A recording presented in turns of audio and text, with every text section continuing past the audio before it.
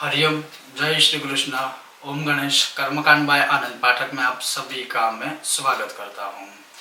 तो जैसे आपने बहुत बार देखा होगा कि ज़्यादातर जो भी पूजा पाठ करने वाले जो पंडित जी है, ब्रह्मदेव है, वो अपने नाम के पीछे या आगे शास्त्री लगाते हैं, आचार्य लगाते हैं।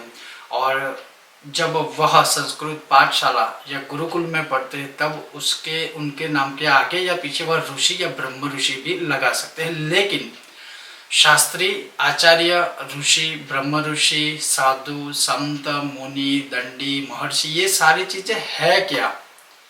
ये कहाँ से आती है? किस प्रकार से शास्त्रों में उसका वर्णन किया गया है?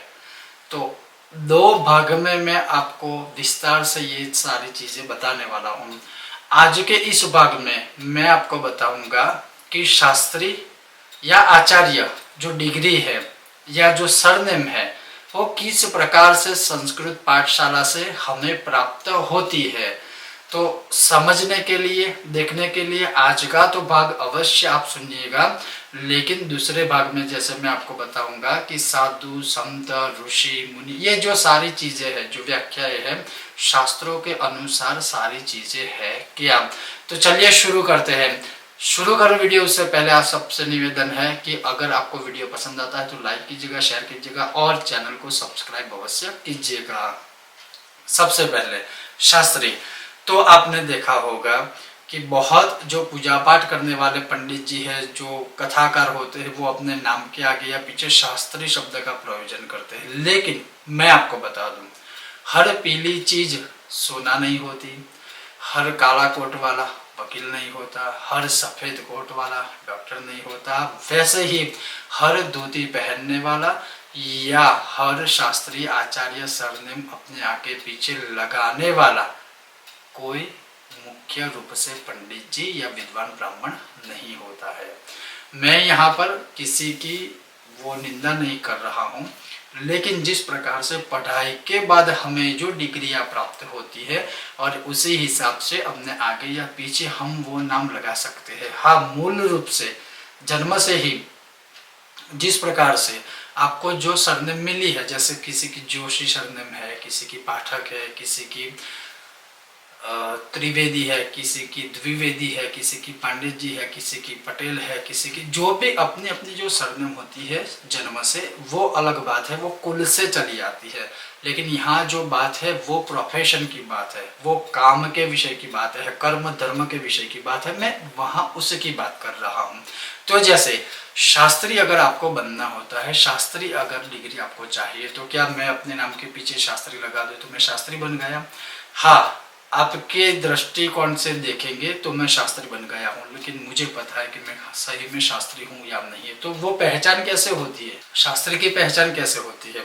जैसे आप किसी भी अस्पताल में या डॉक्टर के वहाँ जाओगे तो बाहर उनके जो प्लेट होती है, नेम प्लेट होती है, वहाँ लिखा होता है MBBS, BHMS, ये सारी डिग्री होती है। वो पढ़ाई के बाद ही वह डॉक्टर बनते हैं। उसी प्रकार से जिस प्रकार से सामान्य पढ़ाई में जैसे BA ईयर 1 होता है, BA1, BA2, BA3 होता है, मतलब जो कॉलेज के 3 ईयर्स होते हैं, पहला, दूसरा, तीसरा, और वो पढ़ाई करने के बाद आपको BA की डिग्री मिलती है, बैचलर ऑफ आर्ट्स की। इसी प्रकार से संस्कृत पाठशाला में जब हम पढ़ते हैं तो शास्त्री 1, शास्त्री 2, शास्त्री 3, जो एग्जैक्ट सेम टू सेम बाहर सामान्य पढ़ाई में जो संस्कृत या हमारे सनातन धर्म के अलावा की जो पढ़ाई बाहर कॉलेजों में हम जाते हैं, वहाँ पर FYBA, SYBA, TYBA बोला जाता है। उसी को संस्कृत पाठशाला में शास्त्री 1, शास्त्री 2, शास्त्री 3 बोला जाता है। और जब तीनों वर्ष में वह परीक्षा को आप जब पास करते हो, पास करने का मतलब नहीं है कि सिर्फ एग्जाम दे दी और पास की, लेकिन वो 3 वर्ष में शास्त्रों का अध्ययन करके आपने जब एग्जाम करके पास किया है, तब जाके जो आपको डिग्री मिलती है, तब होता है वह शास्त्री। मतलब किसी ने FYBA, SYBA, TYBA किया है तो वो BA पूर्ण कहलाता है। उसी प्रकार से अगर किसी ने शास्त्री 1, शास्त्री 2, शास्त्री 3 कर लिया है, वह पास हो चुके हैं, शास्त्रों का अध्ययन कर लिया है, तब वह अपने आप को शास्त्री कह सकते हैं और शास्त्री कहलाते हैं। क्या ज्यादातर कोई संस्कृत पाठशाला में, सबसे पहले तो यही प्रश्न है, क्या कोई संस्कृत पाठशाला में पढ़ने जाता है? अगर जाते हैं तो क्या अधिकतर रूप से, क्योंकि ये डायरेक्ट शास्त्र की डिग्री नहीं मिलती है, उससे पहले मध्यमा 1 होता है, मध्यमा 2 होता है, पूर्व मध्यमा होता है, उत्तर मध्यमा होता है, ये सारी चीज़ें बहुत होती है। उसके बाद बहुत साल निकालने के बाद आप इस पद पर पहुंच सकते हो। तो जब आप शास्त्री के 3 वर्ष पूर्ण करते हो, शास्त्रों का अध्ययन करते हो, उसमें पास होते हो, तब जाके आपको एक डिग्री मिलती है और उसके पश्चात ही आप अपने आप को शास्त्री बोल सकते हो या अपने नाम के पीछे शास्त्री लगा सकते हो। लेकिन आजकल क्या हो रहा है आपको सही तरह से पता है, मुझे कहने की आवश्यकता नहीं है, क्योंकि ज़्यादातर लोगों को पता नहीं होता है। जैसे मैंने कहा कि हर धोती वाले को आप समझ पाते हैं, हर तिलक वाले को आप समझ पाते हैं कि ये विद्वान ब्रह्मदेव है या विद्वान पंडित जी है, लेकिन क्या सही में ऐसा होता है? क्योंकि अभी तो ये भी हो चुका है तीर्थ स्थलों में कि आपको लगता होगा कि ये धोती वाले हैं, तिलक वाले हैं, तो मतलब पंडित जी या ब्राह्मण है, लेकिन ऐसा नहीं है।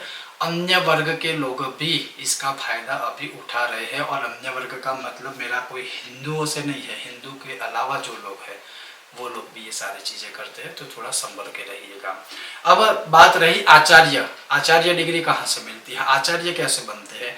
तो जब आप शास्त्री के 3 वर्ष पूर्ण करते हैं, जब आप शास्त्री के 3 वर्ष पूर्ण करते हैं, और वह 3 वर्ष पूर्ण करने के बाद जिस तरह से बाहर मास्टर डिग्री होती है, संस्कृत गुरुकुल के अलावा अगर आप बाहर पढ़ते हो कॉलेज में, और जब आप बीए पूर्ण करके एमए की ओर बढ़ते हो, मतलब MA 1 MA 2, MA के 2 वर्ष होते हैं, और वह पढ़ाई करने के बाद जब आपको MA की डिग्री, मास्टर की डिग्री मिलती है, उसी प्रकार से संस्कृत पाठशाला में होता है।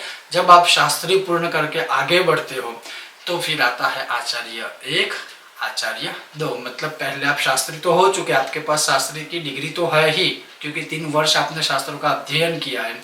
उसके पश्चात अब आप आगे बढ़ते हो, तब जाके आती है आचार्य 1, आचार्य 2, मतलब आप 2 वर्ष तक आचार्य की जो पढ़ाई होती है, आचरण से लेकर सब प्रकार के जो शास्त्रों के अभ्यास है, विद्याएं है, मंत्र है, श्लोक है, कथाएं है, पुराण है, उपनिषद है, जो हमारे ऐतिहासिक ग्रंथ है, ये सारी चीजें जब पढ़ाई करने के बाद आप आचार्य पद पर जाते हैं, आचार्य की एग्जाम देते हैं, जो बहुत कठिन होती है, और वह 2 साल पढ़ाई के बाद आचार्य की आप परीक्षा उत्तीर्ण करते हैं, तब जाके आपको मिलती है आचार्य की डिग्री।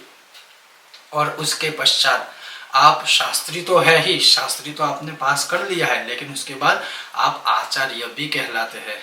जो आचरण करे, जो दूसरों से अच्छे आचरण करवाए, वो होते आचार्य। लेकिन बहुत वर्ष लगते हैं, बहुत संघर्ष करना पड़ता है, बहुत समय देना पड़ता है इन सारी चीज़ों में अभ्यास करने के लिए। तो पहले तो शास्त्री के 3 वर्ष है, उसके बाद आचार्य के 2 वर्ष है, और आप चाहो तो डबल MA, डबल आचार्य भी कर सकते हो, और अधिक 2 वर्ष आप अपने आप को दे सकते हो। तो आचार्य की डिग्री इस प्रकार से मिलती है, न केवल मेरे नाम के पीछे मैंने आचार्य लगा दिया और मैं आचार्य हो गया। हाँ, सामान्य रूप से कोई अगर पहली बार मुझे समझेगा, मिलेगा, और मैं बोलूँगा कि मैं आचार्य हूँ, तो वो सामने वाला इम्प्रेस हो सकता है, वो समझ सकता है कि मैं ब्राह्मण हूँ तो आचार्य हूँगा, लेकिन ऐसा नहीं है।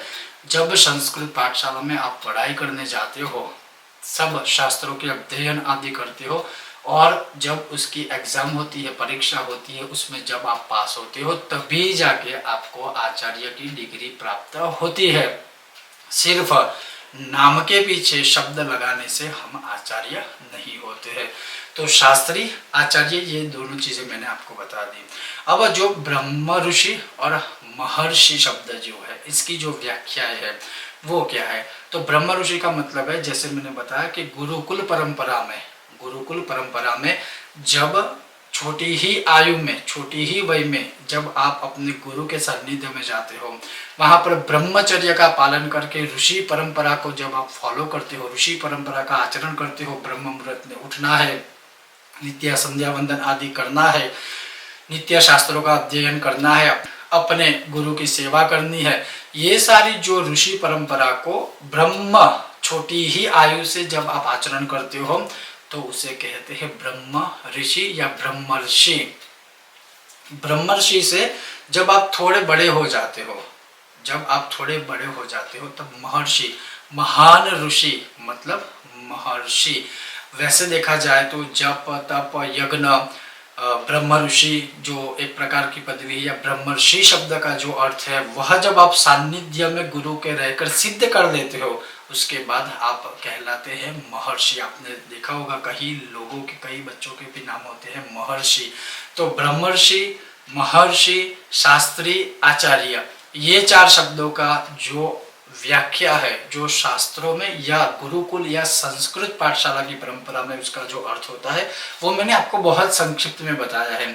अब इसी के दूसरे भाग में मैं आपको बताने वाला हूँ जो ऋषि है, साधु है, संत है, मुनि है, और जो तपो मुनि है, जो दंडी मुनि है, जिसका वर्णन आपने कथा में, सत्यनारायण व्रत कथा के 4थे अध्याय में भी आपने सुना है। तो जो ये सारे मुनि होते हैं, ऋषि मुनि, दंडी मुनि, ये जो होते हैं वो क्या होते हैं, उनको ऐसी पदवी कहाँ से मिलती है, किस प्रकार से ये शब्दों का सही अर्थ होता है, वो देखने के लिए इसी का अगला भाग आप अवश्य देखिएगा। तब तक आप सभी को मेरी ओर से जय श्री कृष्णा, ओम गणेश, राधे राधे। सब स्वस्थ रहिए, मस्त रहिए, अपने अपना परिवार का ध्यान अवश्य रखिएगा। ओम गणेश।